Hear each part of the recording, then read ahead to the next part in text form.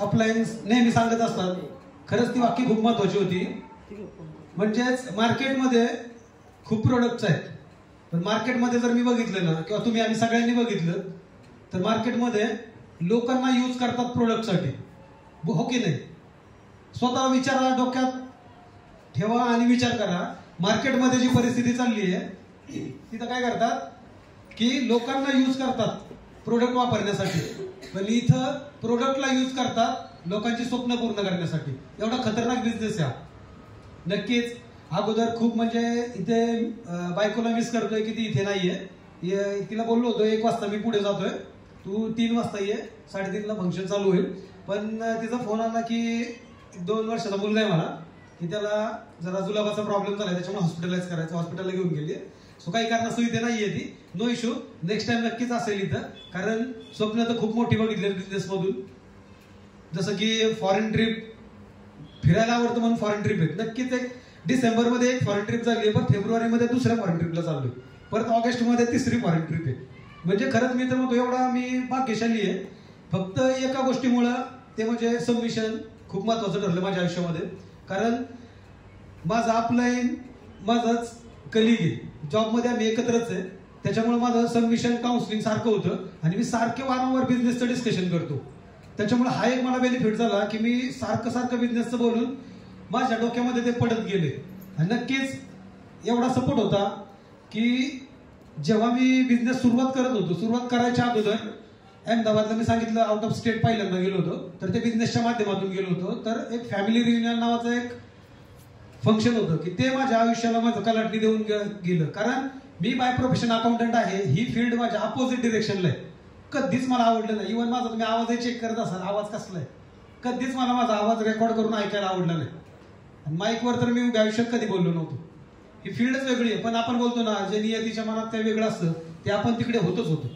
Same मनात नसताना पण मी या फील्डमध्ये मी एंटर झालो. एंटर होण्यामागची कारण म्हणजे ते ठरलं, म्हणजे ते फक्त फॅमिली रियुनियन, की जिथं मी गेलो तेव्हा माझ्या फक्त आपल्याला मला एकच सांगितलं होतं, जर फॅमिली रियुनियन आवडलं नाही ना तर पैसे मी स्वतः देतो. तसं मी तुम्हाला सगळ्यांना सांगेल, जर तुम्हाला फॅमिली रियुनियन आवडलं नाही ना तर पैसे मी देतो. कारण माझ्या एकट्याचं आयुष्य तिथं पलटलं की फॉरेन बाहेरच्या देशात मी एकदा फिरून आलो. बाहेरचा देश नक्की बघितला. तुम्ही सगळ्यांनी एकदा तरी बाहेरचा देश नक्की बघा. परत फेब्रुवारीमध्ये परत दुसऱ्या देशात चाललोय. त्याच्यामुळे ही जर्नी आता अनस्टॉपेबल आहे, ही थांबत नसते. फक्त फरक पडला फॅमिली रियुनियनमुळेच. सो फॅमिली रियुनियनमध्ये अशा काही गोष्टी डोक्यात पडल्या की तिथं गेल्यावर मला कळालं की एक 50,000 रुपये कमवणारा व्यक्ती मी स्वतःला एवढा मोठा समजत होतो किंवा काय हे काय असतं, असं असतं. पण तिथे गेल्यावर मला कळालं की अनएज्युकेटेड माणूस जर माझ्यापेक्षा जास्त इन्कम घेत असेल, माझ्यापेक्षा चांगलं लाईफ जगत असेल, तर नक्कीच माझ्यासाठी ही जर्नी खूप पुढे नेणारी आहे. आणि त्याच्यासाठी मी खरंच काम करणं गरजेचं आहे. आणि मी वारंवार माझ्या अपलाईनच्या सबमिशनमध्ये राहिलो, मळेकर सरांच्या मार्गदर्शनामध्ये राहिलो. सरांनी नेहमी सांगितलं की खूप प्रयत्न करत राहा आणि खूप मॅसिव्हली काम कर, तरच पुढे ग्रोथ आहे आणि तरच पुढे चालणार आहे. सो ऑगस्टमध्ये बिझनेसला सुरुवात केली होती. जुलैमध्ये फॅमिली रियुनियन झालं तेव्हा मी 0% होतो, म्हणजे अगदी तुमच्या आमच्यातलाच होतो. जुलैला गेलो या फॉर्म्युला फॅमिली रियुनियन बघितलं. तिथे येऊन जुलैमध्ये फॅमिली रियुनियन, ऑगस्टमध्ये फास्ट स्टार्ट ब्रांच डायरेक्टर झालो की पहिल्या महिन्याचा इन्कम 8,753 रुपये होता. आणि लगेच दुसऱ्या महिन्यात सिल्वर डायरेक्टर आणि तिसऱ्या महिन्यात गोल्ड डायरेक्टरचा स्ट्रक्चर. गोल्ड डायरेक्टर होणार काही कारणास्तव, आता ठीक आहे त्या गोष्टी होऊन जातात. पण तिसऱ्या महिन्यात गोल्ड डायरेक्टर झाले. जवळपास 8 ते 9 महिने काहीच झालो नाही. पण टीम मधून खूप सिल्वर डायरेक्टर झाले, ब्रॉन्झ डायरेक्टर झाले, असिस्टंट डायरेक्टर झाले. नक्कीच ती टीमची ग्रोथ म्हणजेच माझी ग्रोथ. सो नक्कीच पण एक वेळ आली होती की आता पुढे फॉरवर्ड जायचंय. सो नक्कीच ब्रँड न्यू गोल्ड डायरेक्टर म्हणून तुमच्या पुढे उभा राहिलो.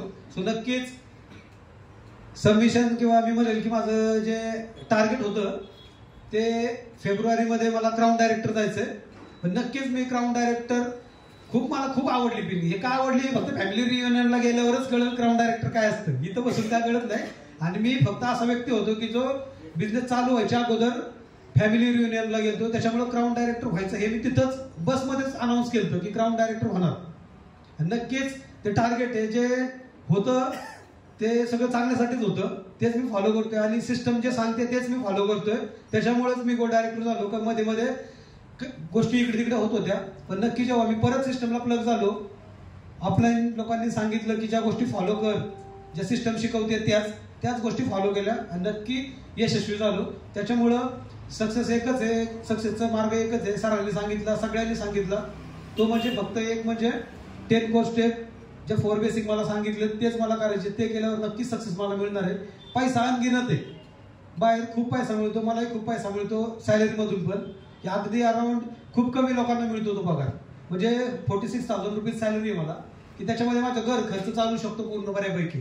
तरी मी या बिझनेसमध्ये आलो. कारण सरांनी मला एकच सांगितलं होतं, दीपक सरांनी, की आता तुला 46,000 रुपये पगार आहे तोपर्यंत ठीक आहे, पण उद्या जर तू कामावर आलाच नाही, येता येता काही झालं असेल, हात तुटला, तर पुढे तुझ्या फॅमिलीला ते 46,000 रुपये येतील का?